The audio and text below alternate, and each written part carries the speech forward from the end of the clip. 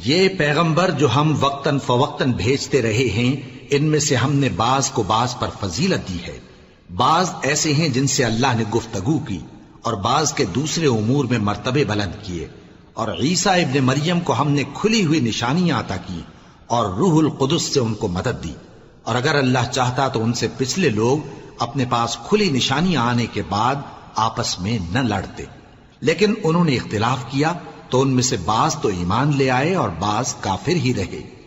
اور اگر اللہ چاہتا تو یہ لوگ باہم جنگ و قتال نہ کرتے، لیکن اللہ جو چاہتا ہے کرتا ہے۔ اے ایمان والو، جو مال ہم نے تم کو دیا ہے اس میں سے اس دن کے آنے سے پہلے پہلے خرچ کر لو جس میں نہ اعمال کا سودا ہو اور نہ دوستی اور سفارش ہو سکے، اور کفر کرنے والے لوگ ظالم ہیں۔ اللہ وہ معبود برحق ہے کہ اس کے سوا کوئی عبادت کے لائق نہیں، زندہ ہے، سب کو تھامنے والا، اسے نہ اونگ آتی ہے نہ نیند۔ جو کچھ آسمانوں میں اور جو کچھ زمین میں ہے سب اسی کا ہے۔ کون ہے کہ اس کی اجازت کے بغیر اس سے کسی کی سفارش کر سکے؟ جو کچھ لوگوں کے روبرو ہو رہا ہے اور جو کچھ ان کے پیچھے ہو چکا ہے اسے سب معلوم ہے، اور لوگ اس کی معلومات میں سے کسی چیز پر دسترس حاصل نہیں کر سکتے۔ ہاں، جس قدر وہ چاہتا ہے اسی قدر معلوم کرا دیتا ہے۔ اس کی بادشاہی اور علم آسمان اور زمین سب پر حاوی ہے، اور اسے ان کی حفاظت کچھ بھی دشوار نہیں۔ وہ بڑا عالی رتبہ ہے، جلیل القدر ہے۔ دین اسلام میں کوئی زبردستی نہیں ہے، ہدایت صاف طور پر ظاہر اور گمراہی سے الگ ہو چکی ہے۔ تو جو شخص بتوں سے اعتقاد نہ رکھے اور اللہ پر ایمان لائے، اس نے ایسی مضبوط رسی ہاتھ میں پکڑ لی ہے جو کبھی ٹوٹنے والی نہیں، اور اللہ سب کچھ سنتا ہے، سب کچھ جانتا ہے۔ جو لوگ ایمان لائے ہیں ان کا دوست اللہ ہے کہ اندھیرے سے نکال کر روشنی میں لے جاتا ہے، اور جو کافر ہیں ان کے دوست شیطان ہیں کہ ان کو روشنی سے نکال کر اندھیرے میں لے جاتے ہیں۔ یہی لوگ اہل دوزخ ہیں کہ اس میں ہمیشہ رہیں گے۔ بھلا تم نے اس شخص کو نہیں دیکھا جو اس غرور کے سبب سے کہ اللہ نے اس کو سلطنت بخشی تھی، ابراہیم سے اپنے پروردگار کے بارے میں جھگڑنے لگا؟ جب ابراہیم نے کہا میرا پروردگار تو وہ ہے جو زندگی دیتا ہے اور موت دیتا ہے، وہ بولا کہ زندگی اور موت تو میں بھی دے سکتا ہوں۔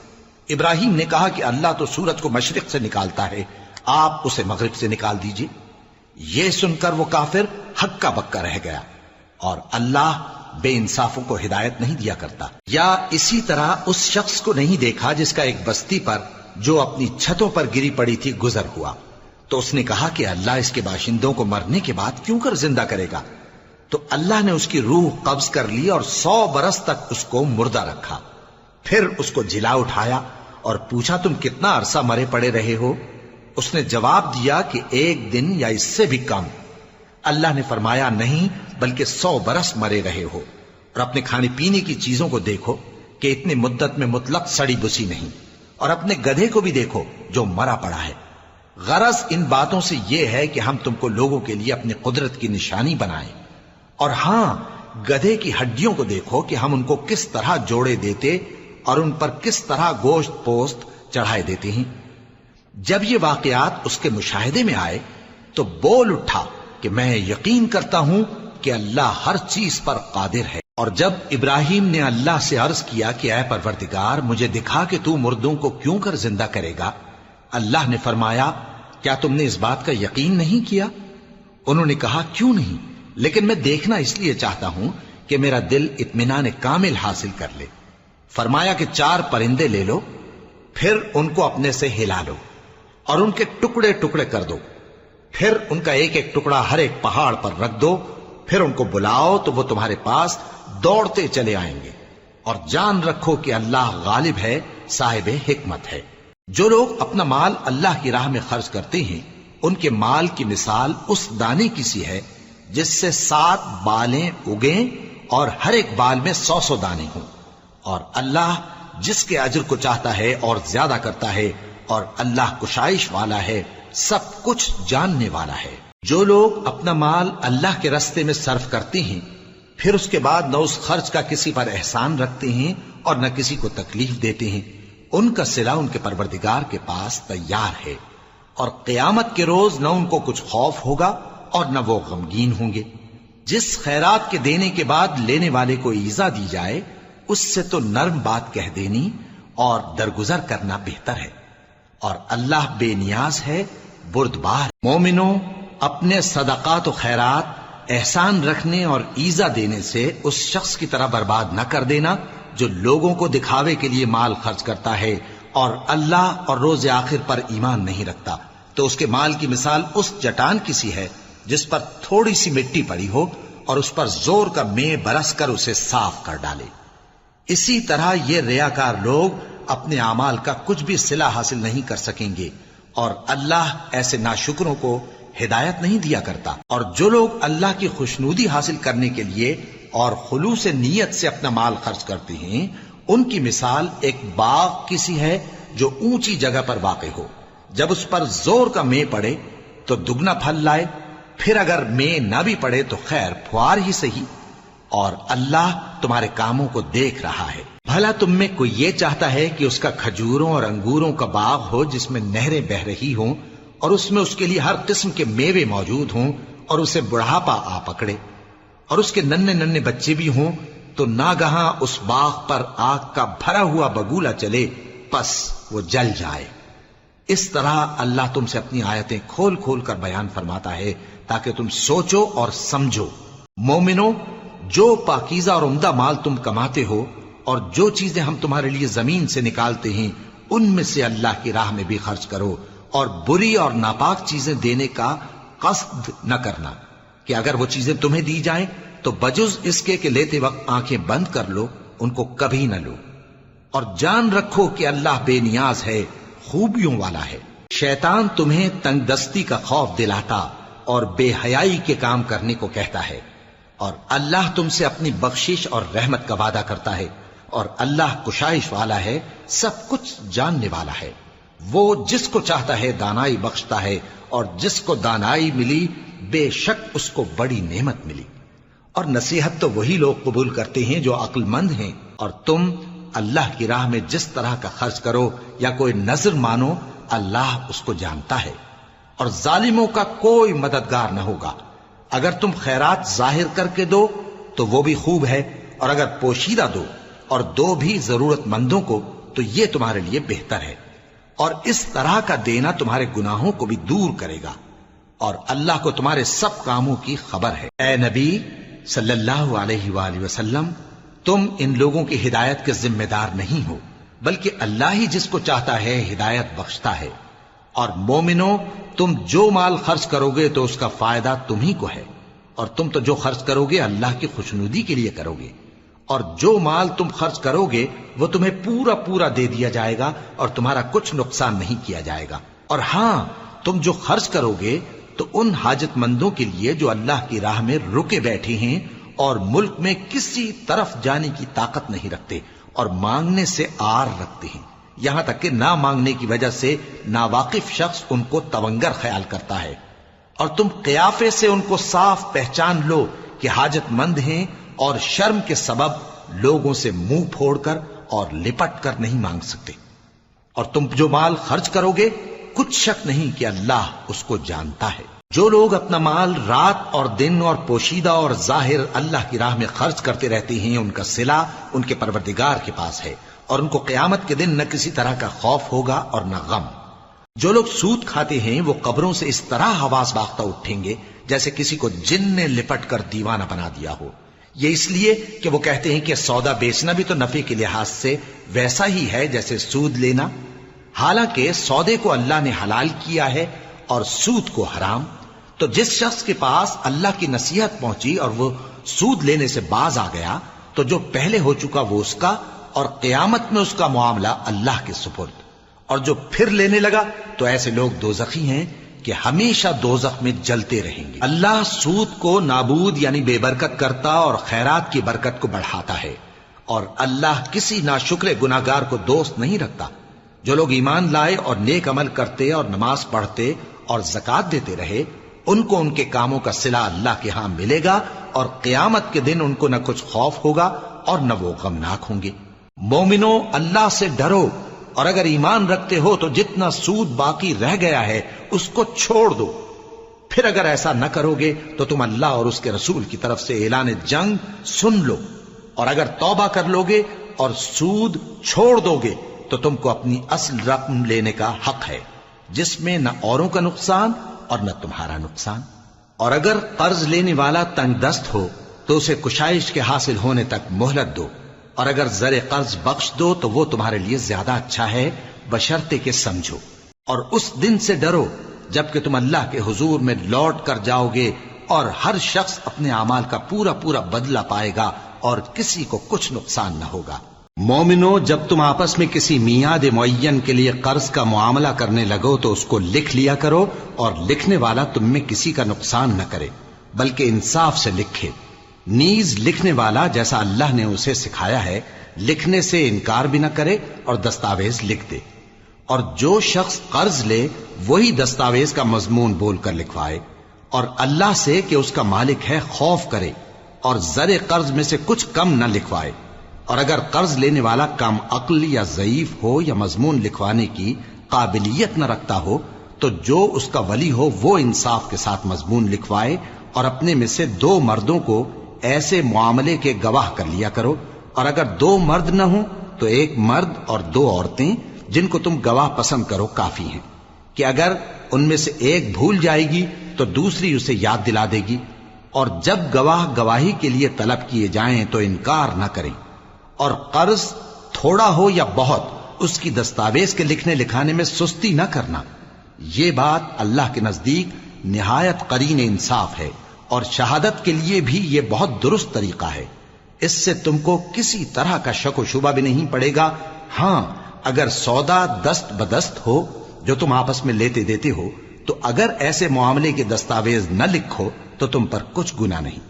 اور جب خرید و فروخت کیا کرو، مثلا زمین جائیداد کی، تو بھی گواہ کر لیا کرو، اور کاتب دستاویز اور گواہ معاملہ کرنے والوں کا کسی طرح کا نقصان نہ کریں۔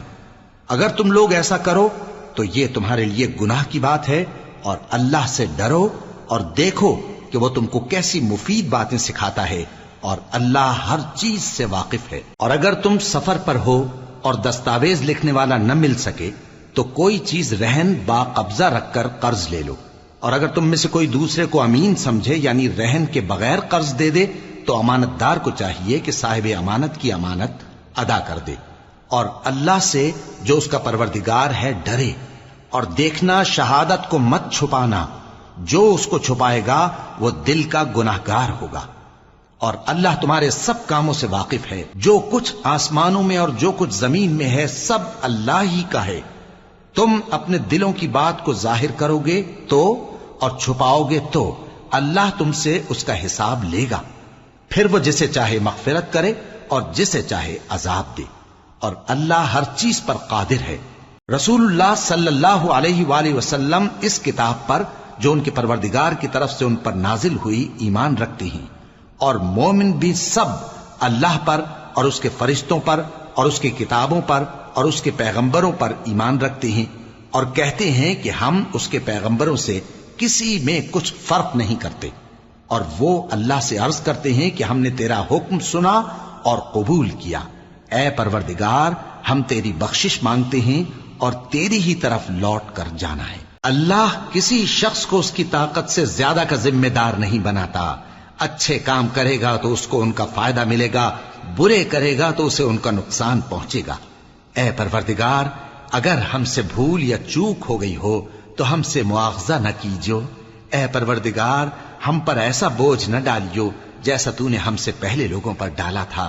اے پروردگار، جتنا بوجھ اٹھانے کی ہم میں طاقت نہیں اتنا بوجھ ہم پر نہ رکھیو، اور اے پروردگار ہمارے گناہوں سے درگزر کر اور ہمیں بخش دے اور ہم پر رحم فرما، تو ہی ہمارا مددگار ہے، سو ہم کو کافروں پر غالب کر۔ شروع اللہ کا نام لے کر جو بڑا مہربان نہایت رحم والا ہے۔ الف لام میم۔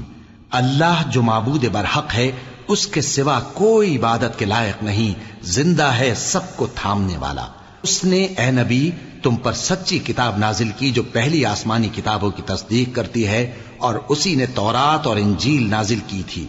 یہ 2 کتابیں اس نے پہلے نازل کی تھیں لوگوں کی ہدایت کے لیے، اور پھر قرآن جو حق اور باطل کو الگ الگ کر دینے والا ہے نازل کیا۔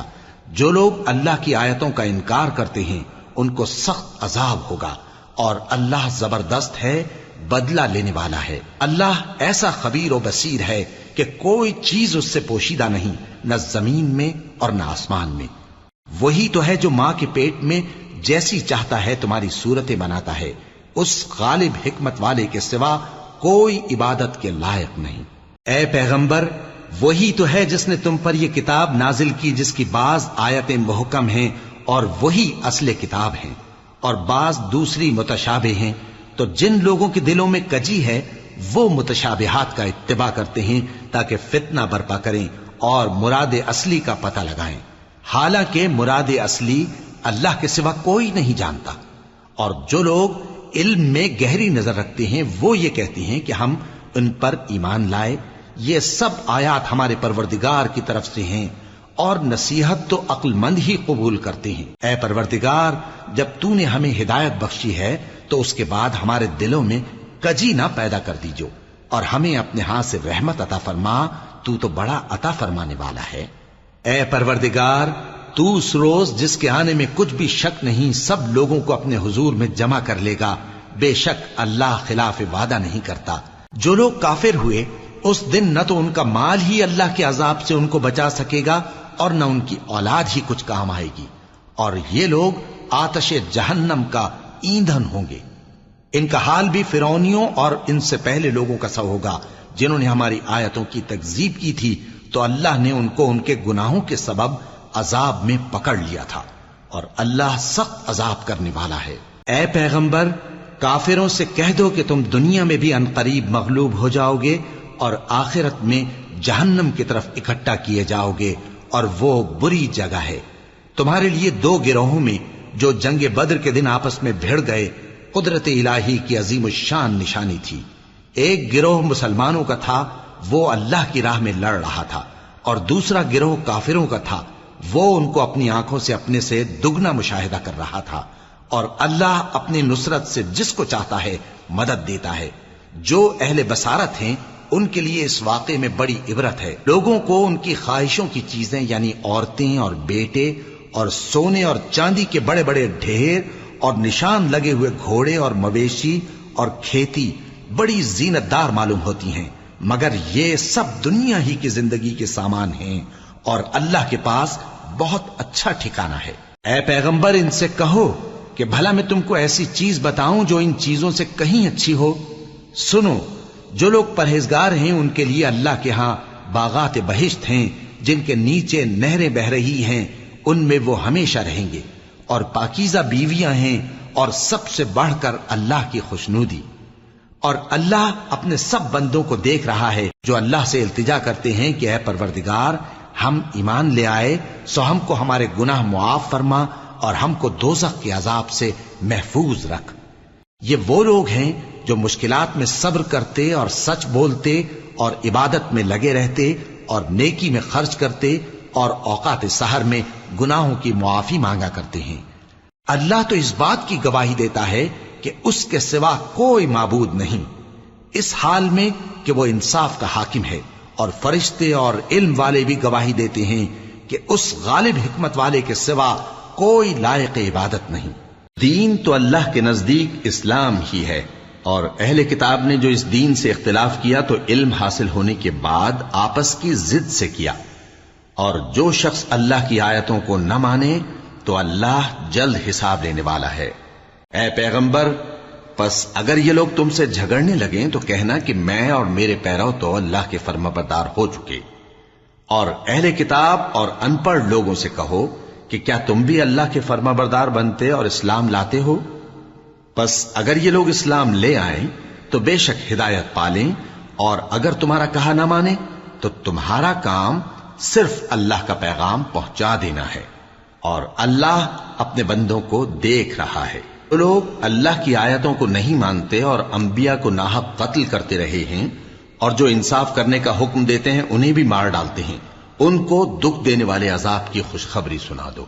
یہ ایسے لوگ ہیں جن کے اعمال دنیا اور آخرت دونوں میں برباد ہیں، اور ان کا کوئی مددگار نہیں ہوگا۔ بھلا تم نے ان لوگوں کو نہیں دیکھا جن کو کتاب یعنی تورات سے حصہ دیا گیا اور وہ اس کتاب اللہ یعنی قرآن کی طرف بلائے جاتے ہیں تاکہ یہ ان کے تنازعات کا ان میں فیصلہ کر دے؟ تو ایک فریق ان میں سے پھر جاتا ہے اور منہ پھیر لیتا ہے، یہ اس لیے کہ یہ اس بات کے قائل ہیں کہ دوزخ کی آگ ہمیں چند روز کے سوا چھو ہی نہیں سکے گی، اور جو کچھ یہ دین کے بارے میں بہتان باندھتے رہے ہیں اس نے ان کو دھوکے میں ڈال رکھا ہے۔ تو اس وقت کیا حال ہوگا جب ہم ان کو جمع کریں گے، یعنی اس روز جس کے آنے میں کچھ بھی شک نہیں، اور ہر نفس اپنے اعمال کا پورا پورا بدلہ پائے گا اور ان پر ظلم نہیں کیا جائے گا۔ کہو کہ اے اللہ، اے بادشاہی کے مالک، تو جس کو چاہے بادشاہی بخشے اور جس سے چاہے بادشاہی چھین لے، اور جس کو چاہے عزت دے اور جسے چاہے ذلیل کرے۔ ہر طرح کی بھلائی تیرے ہی ہاتھ ہے اور بے شک تو ہر چیز پر قادر ہے۔ تو ہی رات کو دن میں داخل کرتا اور تو ہی دن کو رات میں داخل کرتا ہے، تو ہی بے جان سے جاندار پیدا کرتا ہے اور تو ہی جاندار سے بے جان پیدا کرتا ہے، اور تو ہی جس کو چاہتا ہے بے حساب رزق بخشتا ہے۔ مومنوں کو چاہیے کہ مومنوں کے سوا کافروں کو دوست نہ بنائیں، اور جو ایسا کرے گا اس سے اللہ کا کچھ عہد نہیں۔ ہاں، اگر اس طریق سے تم ان کے شر سے بچاؤ کی صورت پیدا کرو تو مذائقہ نہیں، اور اللہ تم کو اپنے غضب سے ڈراتا ہے اور اللہ ہی کی طرف تم کو لوٹ کر جانا ہے۔ اے پیغمبر، لوگوں سے کہہ دو کہ کوئی بات تم اپنے دلوں میں مخفی رکھو یا اسے ظاہر کرو، اللہ اس کو جانتا ہے، اور جو کچھ آسمانوں میں اور جو کچھ زمین میں ہے اس کو سب کی خبر ہے، اور وہ ہر چیز پر قادر ہے۔ جس دن ہر شخص اپنی کی ہوئی نیکی کو موجود پا لے گا اور اپنی برائی کو بھی دیکھ لے گا تو آرزو کرے گا کہ اے کاش اس میں اور اس برائی میں دور کی مسافت ہو جاتی، اور اللہ تم کو اپنے غضب سے ڈراتا ہے اور اللہ اپنے بندوں پر نہایت مہربان ہے۔ اے پیغمبر، لوگوں سے کہہ دو کہ اگر تم اللہ کو دوست رکھتے ہو تو میری پیروی کرو، اللہ بھی تمہیں دوست رکھے گا اور تمہارے گناہ معاف کر دے گا، اور اللہ بخشنے والا ہے، مہربان ہے۔ کہہ دو کہ اللہ اور اس کے رسول کا حکم مانو، پس اگر وہ نہ مانے تو اللہ بھی کافروں کو دوست نہیں رکھتا۔ اللہ نے آدم اور نوح اور خاندان ابراہیم اور خاندان عمران کو تمام جہان کے لوگوں میں سے منتخب فرمایا تھا، ان میں سے بعض بعض کی اولاد تھے، اور اللہ سننے والا ہے، جاننے والا ہے۔ وہ وقت یاد کرنے کے لائق ہے جب عمران کی بیوی نے کہا کہ اے پروردگار، جو بچہ میرے پیٹ میں ہے میں اس کو تیری نظر کرتی ہوں، اسے دنیا کے کاموں سے آزاد رکھوں گی، تو اسے میری طرف سے قبول فرما، تو تو سننے والا ہے، جاننے والا ہے۔ پھر جب ان کے ہاں بچہ پیدا ہوا تو کہنے لگی کہ پروردگار، میرے تو لڑکی ہوئی ہے، جبکہ اللہ خوب جانتا تھا جو ان کے ہاں ولادت ہوئی تھی، اور نہ ہوتا لڑکا مانند اس لڑکی کے، اور کہنے لگی میں نے اس کا نام مریم رکھا ہے، اور میں اس کو اور اس کی اولاد کو شیطان مردود سے تیری پناہ میں دیتی ہوں۔ تو اس کے پروردگار نے اس کو پسندیدگی کے ساتھ قبول فرمایا اور اسے اچھی طرح پرورش کیا، اور زکریا کو اس کا کفیل بنایا۔ زکریا جب کبھی عبادت گاہ میں اس کے پاس جاتے تو اس کے پاس کھانا پاتے۔ یہ کیفیت دیکھ کر ایک دن مریم سے پوچھنے لگے کہ مریم، یہ کھانا تمہارے پاس کہاں سے آتا ہے؟ وہ بولی کہ اللہ کے ہاں سے آتا ہے، بے شک اللہ جسے چاہتا ہے بے حساب رزق دیتا ہے۔ اس وقت زکریا نے اپنے پروردگار کو پکارا، عرض کی کہ پروردگار، مجھے اپنی طرف سے اولاد صالح عطا فرما، تو بے شک دعا سننے والا ہے۔ چنانچہ وہ ابھی عبادت گاہ میں کھڑے نماز ہی پڑھ رہے تھے کہ فرشتوں نے آواز دی کہ زکریا، اللہ تمہیں یحییٰ کی بشارت دیتا ہے، جو کلمۃ اللہ یعنی عیسیٰ کی تصدیق کریں گے اور سردار ہوں گے اور عورتوں سے رغبت نہ رکھنے والے، اور ایک پیغمبر یعنی نیکوکاروں میں ہوں گے۔ زکریا نے کہا، اے پروردگار، میرے ہاں لڑکا کیوں کر پیدا ہوگا کہ میں تو بڈھا ہو گیا ہوں اور میری بیوی بانجھ ہے؟ فرمایا، اسی طرح اللہ جو چاہتا ہے کرتا ہے۔ زکریا نے کہا کہ پروردگار، میرے لیے کوئی نشانی مقرر فرما دے۔ فرمایا، تمہاری نشانی یہ ہے کہ تم لوگوں سے 3 دن اشارے کے سوا بات نہ کر سکو گے، تو ان دنوں میں اپنے پروردگار کی کثرت سے یاد اور صبح و شام اس کی تسبیح کرنا۔ اور جب فرشتوں نے مریم سے کہا کہ مریم، اللہ نے تم کو برگزیدہ کیا ہے اور تمہیں پاک بنایا ہے اور دنیا جہان کی عورتوں میں سے تم کو منتخب کیا ہے، اے مریم، اپنے پروردگار کی فرما برداری کرنا اور سجدہ کرنا اور رکوع کرنے والوں کے ساتھ رکوع کرنا۔ اے نبی، یہ باتیں اخبار غیب میں سے ہیں جو ہم تمہارے پاس بھیجتے ہیں۔ اور جب وہ لوگ اپنے قلم بطور قرعہ ڈال رہے تھے کہ مریم کا کفیل کون بنے، تو تم ان کے پاس نہیں تھے، اور نہ اس وقت ہی ان کے پاس تھے جب وہ آپس میں جھگڑ رہے تھے۔ وہ وقت بھی یاد کرنے کے لائق ہے جب فرشتوں نے مریم سے کہا کہ مریم، اللہ تم کو اپنی طرف سے ایک کلمے کی بشارت دیتا ہے جس کا نام مسیح اور مشہور عیسیٰ ابن مریم ہوگا، اور جو دنیا اور آخرت میں آبرو مند اور مقربین میں سے ہوگا، اور ماں کی گود میں اور بڑی عمر کا ہو کر دونوں حالتوں میں لوگوں سے یکساں گفتگو کرے گا اور نیکوکاروں میں ہوگا۔ مریم نے کہا کہ پروردگار، میرے ہاں بچہ کیوں کر ہوگا کہ کسی انسان نے مجھے ہاتھ تک تو لگایا نہیں۔ فرمایا کہ اللہ اسی طرح جو چاہتا ہے پیدا کرتا ہے، جب وہ کوئی کام کرنا چاہتا ہے تو ارشاد فرما دیتا ہے کہ ہو جا، تو وہ ہو جاتا ہے۔ اور وہ اسے کتاب و حکمت اور تورات اور انجیل کا علم عطا کرے گا، اور عیسیٰ بنی اسرائیل کی طرف پیغمبر ہو کر جائیں گے اور کہیں گے کہ میں تمہارے پاس تمہارے پروردگار کی طرف سے نشانی لے کر آیا ہوں، وہ یہ کہ تمہارے سامنے مٹی سے پرندے کی صورت بناتا ہوں، پھر اس میں پھونک مارتا ہوں تو وہ اللہ کے حکم سے سچ مچ پرندہ ہو جاتا ہے، اور پیدائشی اندھے اور ابرص کو تندرست کر دیتا ہوں، اور اللہ کے حکم سے مردوں کو زندہ کر دیتا ہوں، اور جو کچھ تم کھا کر آتے ہو اور جو اپنے گھروں میں جمع کر رکھتے ہو سب تم کو بتا دیتا ہوں۔ اگر تم صاحب ایمان ہو تو ان باتوں میں تمہارے لیے نشانی ہے، اور مجھ سے پہلے جو تورات نازل ہوئی تھی اس کی تصدیق بھی کرتا ہوں، اور میں اس لیے بھی آیا ہوں کہ بعض چیزیں جو تم پر حرام تھیں ان کو تمہارے لیے حلال کر دوں، اور میں تو تمہارے پروردگار کی طرف سے نشانی لے کر آیا ہوں، تو اللہ سے ڈرو اور میرا کہا مانو۔ کچھ شک نہیں کہ اللہ ہی میرا اور تمہارا پروردگار ہے، تو اسی کی عبادت کرو، یہی سیدھا رستہ ہے۔ پھر جب عیسیٰ نے ان کی طرف سے انکار و نافرمانی ہی دیکھی تو کہنے لگے کہ کوئی ہے جو اللہ کا طرفدار اور میرا مددگار ہو؟ حواری بولے کہ ہم اللہ کے طرفدار اور آپ کے مددگار ہیں، ہم اللہ پر ایمان لائے اور آپ گواہ رہے کہ ہم فرمانبردار ہیں۔ اے پروردگار، جو کتاب تو نے نازل فرمائی ہے ہم اس پر ایمان لے آئے اور تیرے پیغمبر کے متبع ہو چکے، تو ہم کو ماننے والوں میں لکھ رکھ۔ اور وہ یعنی یہود قتل عیسیٰ کے بارے میں ایک چال چلے، اور اللہ نے بھی عیسیٰ کو بچانے کے لیے تدبیر کی، اور اللہ بہترین تدبیر کرنے والا ہے۔ اس وقت اللہ نے فرمایا کہ عیسیٰ، میں تمہاری دنیا میں رہنے کی مدت پوری کر کے تم کو اپنی طرف اٹھا لوں گا اور تمہیں کافروں کی صحبت سے پاک کر دوں گا، اور جو لوگ تمہاری پیروی کریں گے ان کو کافروں پر قیامت تک فائق و غالب رکھوں گا۔ پھر تم سب میرے پاس لوٹ کر آؤ گے تو جن باتوں میں تم اختلاف کرتے رہے اس دن تم میں ان کا فیصلہ کر دوں گا۔ اب جو کافر ہوئے ان کو دنیا اور آخرت دونوں میں سخت عذاب دوں گا، اور ان کا کوئی مددگار نہ ہوگا۔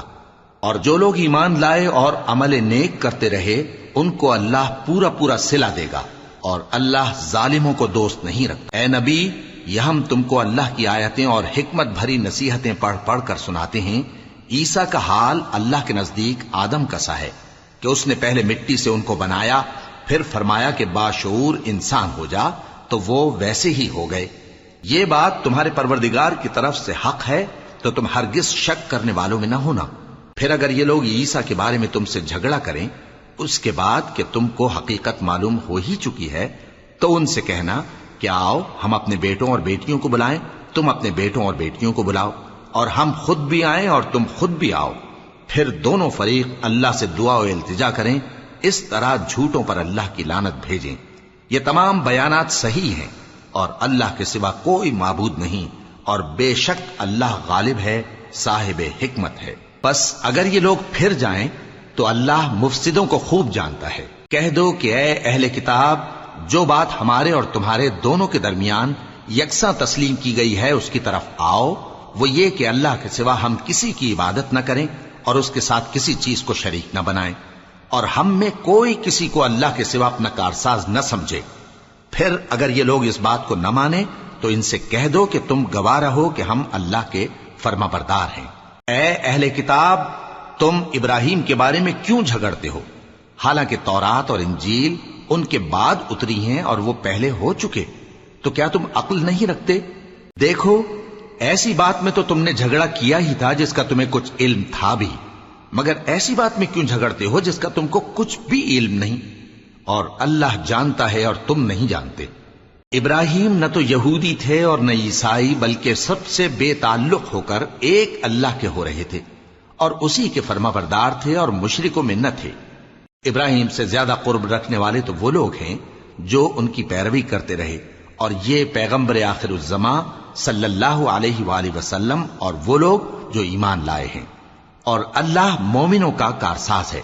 اے اہل اسلام، بعض اہل کتاب اس بات کی خواہش رکھتے ہیں کہ کسی طرح تم کو گمراہ کر دیں، حالانکہ یہ تم کو کیا گمراہ کریں گے، اپنے آپ کو ہی گمراہ کر رہے ہیں اور نہیں جانتے۔ اے اہل کتاب، تم اللہ کی آیتوں سے کیوں انکار کرتے ہو اور تم تورات کو مانتے تو ہو؟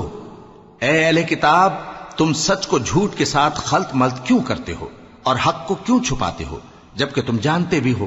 اور اہل کتاب کا ایک گروہ اپنے آدمیوں سے کہتا ہے کہ جو کتاب مومنوں پر نازل ہوئی ہے اس پر دن کے شروع میں تو ایمان لے آیا کرو اور اس کے آخر میں انکار کر دیا کرو، تاکہ وہ اسلام سے برگشتہ ہو جائیں، اور اپنے دین کے پیروں کے سوا کسی اور کی بات کا یقین نہ کر لینا۔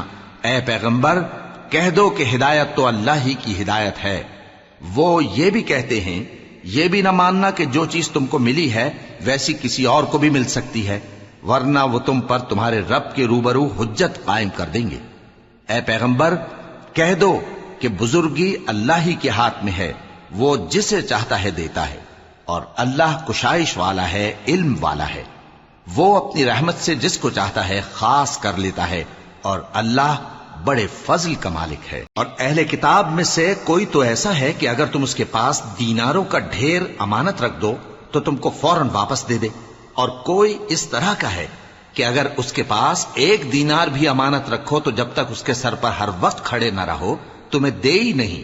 یہ اس لیے کہ وہ کہتے ہیں کہ امیوں کے بارے میں ہم سے مواخذہ نہیں ہوگا۔ یہ اللہ پر محض جھوٹ بولتے ہیں اور اس بات کو جانتے بھی ہیں۔ ہاں، کیوں نہیں، جو شخص اپنے اقرار کو پورا کرے اور پرہیزگار بنا رہے تو اللہ بھی پرہیزگاروں کو دوست رکھتا ہے۔ جو لوگ اللہ کے اقراروں اور اپنی قسموں کو بیچ ڈالتے ہیں اور ان کے عوض تھوڑی سی قیمت حاصل کرتے ہیں، ان کا آخرت میں کچھ حصہ نہیں۔ ان سے اللہ نہ تو کلام کرے گا اور نہ قیامت کے روز ان کی طرف دیکھے گا، اور نہ ان کو پاک کرے گا، اور ان کو دکھ دینے والا عذاب ہوگا۔ اور ان اہل کتاب میں بعض ایسے ہیں کہ کتاب یعنی تورات کو زبان مروڑ مروڑ کر پڑھتے ہیں تاکہ تم سمجھو کہ جو کچھ وہ پڑھتے ہیں کتاب میں سے ہے، حالانکہ وہ کتاب میں سے نہیں ہوتا، اور کہتے ہیں کہ وہ اللہ کی طرف سے نازل ہوا ہے، حالانکہ وہ اللہ کی طرف سے نہیں ہوتا، اور اللہ پر جھوٹ بولتے ہیں اور یہ بات جانتے بھی ہیں۔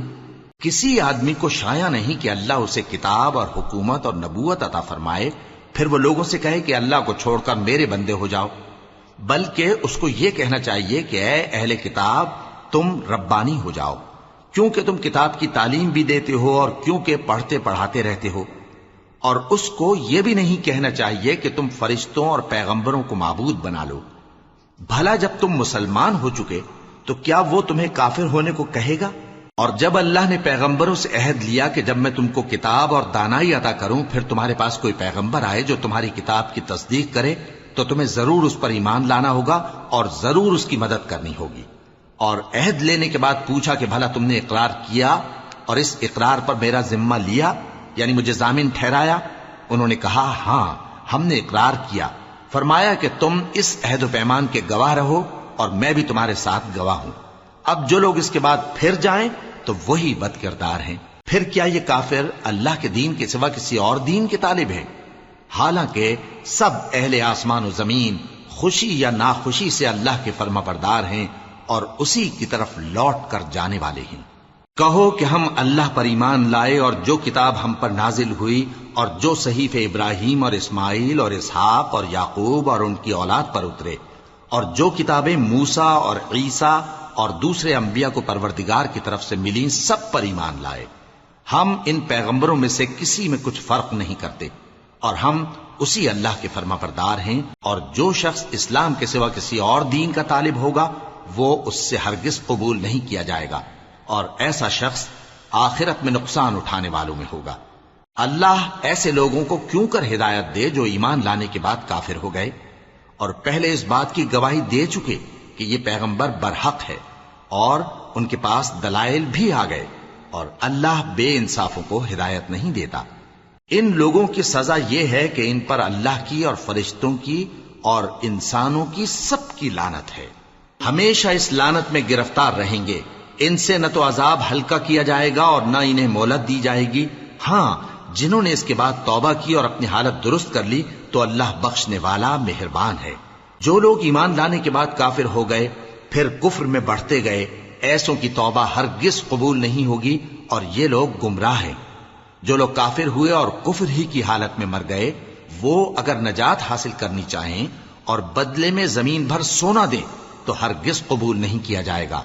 ان لوگوں کو دکھ دینے والا عذاب ہوگا اور ان کا کوئی مددگار نہیں ہوگا۔